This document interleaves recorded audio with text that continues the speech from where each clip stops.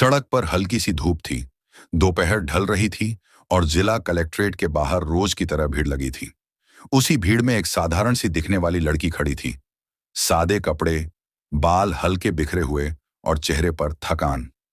वह किसी से कुछ पूछने जा ही रही थी कि तभी एक पुलिस जीप तेजी से आकर रुकी।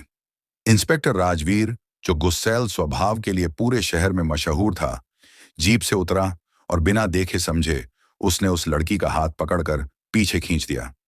अरे, हटो यहां से! रास्ता क्यों रोके खड़ी हो? लड़की कुछ बोलती उससे पहले ही उसने झुंझलाहट में उसे एक जोरदार थप्पड़ मार दिया। भीड़ सन्न रह गई। लड़की के गाल पर लाल निशान उभर आया, पर उसकी आंखों में आंसू नहीं, सिर्फ एक अजीब सी शांति थी। उसी पल कलेक्ट्रेट के दरवाजे से दो सिपाही दौड़ते हुए आए। उन्होंने राजवीर का कॉलर पकड़ लिया। सर, आपने आपने डीएम मैडम को थप्पड़ मार दिया। राजवीर के पैरों तले जमीन खिसक गई। उसके हाथ कांपने लगे, दिमाग सुन्न हो गया। उसने लड़की की तरफ देखा। वही शांत चेहरा, वही गहरी आंखें, जैसे उसे पहले से पता था कि कुछ ऐसा होने वाला है। वह लड़की धीरे से बोली, मैं सुबह से यहां लोगों की शिकायतें सुनने आई थी, लेकिन लगता है पहले मुझे आपकी सुननी पड़ेगी। इंस्पेक्टर साहब। भीड़ में खुसर फुसर शुरू हो गई। कोई वीडियो बना रहा था, कोई कह रहा था कि बस अब तो इंस्पेक्टर गया।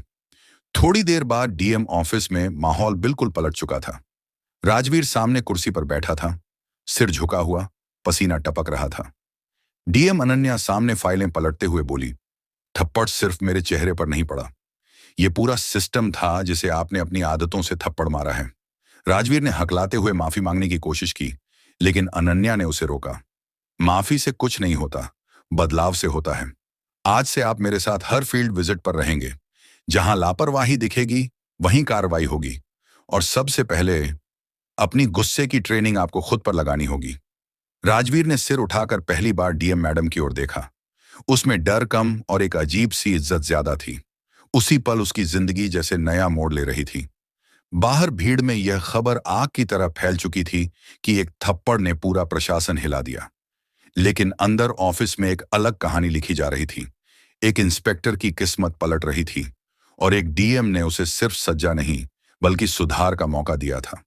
उस शाम जब राजवीर ऑफिस से बाहर निकला, उसने पहली बार महसूस किया कि जो जोर दिखाने में था वही अब जिम्मेदारी में बदल रहा है। और शायद सच यही था, एक थप्पड़ ने उसकी पूरी सोच हिलाकर रख दी थी, लेकिन सही दिशा में।